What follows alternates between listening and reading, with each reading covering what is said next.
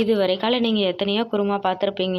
ஆனால் கொத்தமல்லி குருமா இதுவரைக்கால நீங்கள் செஞ்சு சாப்பிட்டுருக்கீங்களா அப்படின்னு மட்டும் சொல்லுங்கள், கமெண்ட் பண்ணுங்கள். ஏன்னா இன்றைக்கி நம்மளோட சேனலில் காய்கறிகள் எல்லாமே போட்டு கொத்தமல்லி குருமாங்க, அதுவும் ஃப்ரெஷ்ஷாக மசாலா அரைச்சி செய்யும்போது சூப்பராக இருக்கும். நான் வந்து வெள்ளை சோள மாவில் தாங்க வந்து தோசை ஊற்றிருக்கேன். ரொம்ப நல்லாயிருக்கும். அது எப்படி செய்யலாம்னு சொல்லிட்டு வாங்க ஃப்ரெண்ட்ஸ் பார்க்கலாம். Hello friends, welcome to Subhashree Jamuna channel. இன்றைக்கி நம்மளோட சேனலில் கொத்தமல்லி குருமாவும் வெள்ளை சோளம் தோசையும் தான் செய்ய போகிறோம். வாங்க பார்க்கலாம். இப்போ வந்து கடாயில் 2 டேபிள் ஸ்பூன் எண்ணெய் சேர்த்துருக்கேன். ஒரு மீடியம் சைஸில் வெங்காயம் சேர்த்துருக்கேங்க. நீங்கள் பெருசாக கூட கட் பண்ணி சேர்த்துக்கோங்க. ஏன்னா இதை நம்ம வதக்கி தான் நம்ம அரைக்க போகிறோம். அதனால தான். அது கூட நான் வந்து வெள்ளை எள்ளும் முந்திரியும் சேர்த்துருக்கேங்க. முந்திரி வெள்ளை எள்ளும் உங்களோட ஆப்ஷனல் தான். தேவைன்னா சேர்த்துக்கோங்க, இல்லைனா ஸ்கிப் பண்ணிவிட்டு கடைசியாக வந்து தேங்காய் கூட சேர்த்துக்கலாம், ஒன்றும் பிரச்சனை இல்லை. இப்போ வந்து நான் ஃப்ரெஷ்ஷாக வந்து பூண்டும் வெங்காயமும் சேர்த்துருக்கேன். ஏன்னா நம்ம இது எல்லாமே வறுத்து அரைக்கிறதுனால நம்ம வந்து ஃப்ரெஷ்ஷாக சேர்த்துக்கிட்டா நல்லாயிருக்கும். அப்படி இல்லை இஞ்சி பூண்டு பேஸ்ட்டு தான் இருக்குன்னாலும் அதையும் பிரச்சனை இல்லை, சேர்த்துக்கோங்க.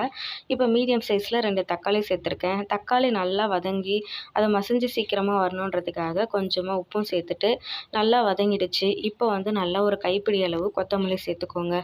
நல்லா இப்போ வந்து ஃப்ரெஷ்ஷாக நிறைய வந்து கொத்தமல்லி கிடைக்குது. ஸோ நமக்கு பிடிச்ச மாதிரி நிறைய வெரைட்டி செஞ்சு சாப்பிடுங்க. நம்மளோட சேனலில் நிறைய குருமா ரெசிபிஸ் எல்லாம் போட்டிருக்கேன். மிளகாய் குருமா, கொத்தமல்லி வேர்த்தண்டு சட்னி, ரசம் அப்படின்னு சொல்லிட்டு நிறைய ரெசிபிஸ் எல்லாம் பார்த்துருக்கேன். நீங்கள் வந்து உள்ளே போயிட்டு பார்த்தா தான் உங்களுக்கே எப்படி பிடிச்சிருக்கும் அப்படின்னு சொல்லிட்டு தெரியும். நிறைய வந்து ஹெல்த்தியான ரெசிபிஸ் எல்லாம் போட்டிருக்கேன்.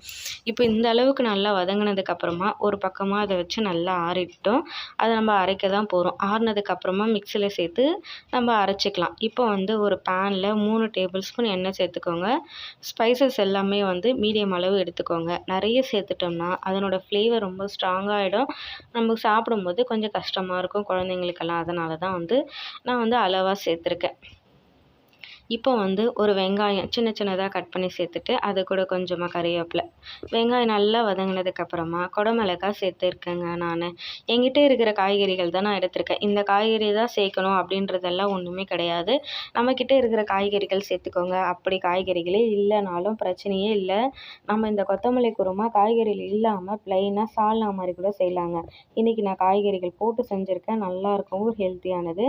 குடமிளகாய் நல்லா வதங்கினதுக்கப்புறமா நம்ம அரைச்சி வச்சுருந்தோம் இல்லைங்களா, வெங்காயம், இஞ்சி பூண்டு தக்காளி எள்ளு முந்திரி கொத்தமல்லி இது எல்லாமே வதக்கி அரைச்சி வச்சுருந்த அந்த பேஸ்ட்டையும் உள்ளே சேர்த்து நல்லா மிக்ஸ் பண்ணிவிடுங்க. இப்போ வந்து மிக்ஸ் பண்ணதுக்கப்புறமா நம்ம வந்து கட் பண்ணி வச்சுருந்த காய்கறிகள் சேர்த்துருக்கேன். என்கிட்ட வந்து உருளைக்கிழங்கு, பச்சை பட்டாணி, கேரட், சௌச்சௌ இது தான் இருந்தது.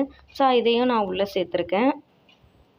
கேரட் இதை வந்து நம்ம வந்து தண்ணியில் கட் பண்ணி அப்படியே சேர்க்காம அலசிட்டு அதுக்கப்புறம் கட் பண்ணி டைரெக்டாக சேருங்க. ஏன்னா அதில் இருக்கிற வந்து விட்டமின்ஸ் எல்லாம் போயிடும். சௌச்சௌ உருளைக்கிழங்கு மட்டும் நம்ம கட் பண்ணி சேர்த்துக்கலாம். ஏன்னா அதில் ஒரு மாதிரி மாவு தன்மை பிசு பிசுப்பு இருக்கும். அதனால தான். ஸோ முடிஞ்ச அளவுக்கு நம்ம எந்தெந்த காய்கறிகள் தண்ணியில் போடக்கூடாது அப்படின்றது நிறைய விஷயங்கள் நான் நிறைய வீடியோவில் ஷேர் பண்ணியிருக்கேன். நீங்கள் வீடியோவெல்லாம் பார்த்தீங்கன்னா உங்களுக்கே புரியும். இப்போ வீட்டில் அரைச்ச குழம்பு மிளகாத்தூள், கொஞ்சமாக கரம் மசாலா, சிக்கன் மசாலா சேர்த்துருக்கேன். இதை நீங்கள் சேர்த்துக்கோங்க. காரத்துக்கு ஏற்ப அளவுக்கு உங்களுக்கு எவ்வளோ காரம் தேவையோ அந்த அளவுக்கு சேர்த்துக்கோங்க. அப்போ தான் நல்லாயிருக்கும்.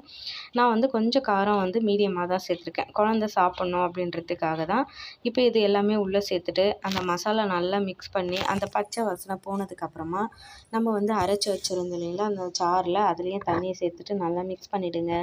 தேவையான அளவு தண்ணியும் ஊற்றிட்டு நல்லா வந்து மிக்ஸ் பண்ணிவிட்டு நல்லா கொதிக்க விடணும், வேக வைக்கணும். ஏன்னா எல்லாமே பச்சை காய்கறியாக தான் சேர்த்துருக்கோம்.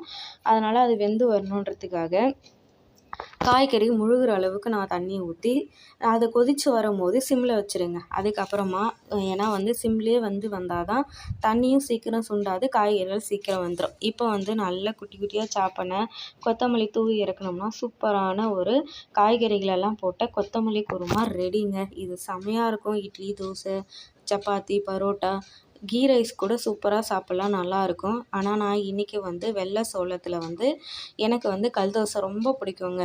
அதை வந்து நான் செஞ்சுருக்கேன். சுட சுட நம்ம சாப்பிடும்போது நல்லாயிருக்கும். எத்தனை உள்ளே போகுதுன்னே தெரியாது. கண்டிப்பாக நீங்களும் ட்ரை பண்ணி பாருங்கள்.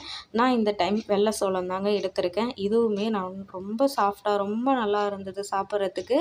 கண்டிப்பாக இந்த ஒரு வெள்ளை சோளம் ரெசிபியும் நான் சீக்கிரமாக அப்லோட் பண்ணுறேன். எப்படி இருக்குன்னு பாருங்கள். அவ்வளோதான். இந்த குருமா கொத்தமல்லி குருமா உங்களுக்கு பிடிச்சிருந்தா நம்ம சுபஸ்ரீ ஜமுனா சேனலை லைக் அண்ட் சப்ஸ்கிரைப் பண்ணுங்கள். நம்மளோட சேனலுக்குள்ளே போய் பார்த்தீங்கன்னா நிறைய ஒரு ஹெல்த்தியான ரெசிபி அந்த மாதிரியெல்லாம் நான் போட்டிருக்கேன். கண்டிப்பாக உங்களுக்கு பிடிக்கும். பிடிச்சிருந்தா உங்கள் ஃப்ரெண்ட்ஸ் அண்ட் ஃபேமிலி எல்லாருக்குமே ஷேர் பண்ணி பாருங்கள். இந்த கொத்தமல்லி குருமாவை இது வரைக்கும் நீங்கள் சாப்பிட்டு இருக்க மாட்டீங்க. சூப்பராக இருக்கும். இவ்வளோ நேரம் என்னோடய வீடியோ பார்த்ததுக்கு ரொம்ப ரொம்ப நன்றி ஃப்ரெண்ட்ஸ். பாய்.